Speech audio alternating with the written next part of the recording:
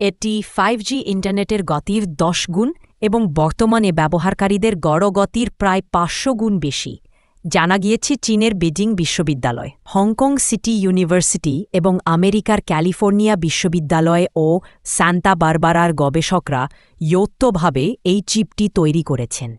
ক্ষুদ্র আকারের এই চিপটি বিস্ময়ের জন্ম দিয়েছে।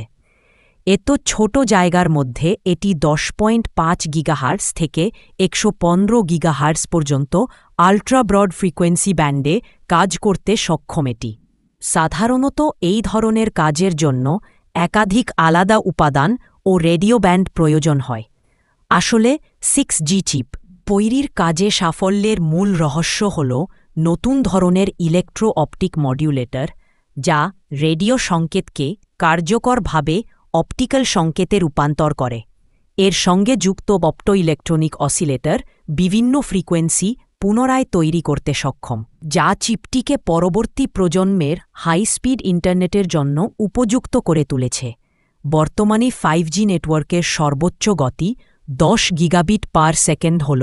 বাস্তবে আমেরিকার মতো দেশে গতি সাধারণত 150 থেকে 300 মেগাবিট পার সেকেন্ডের মধ্যে ঘোরাফেরা করে।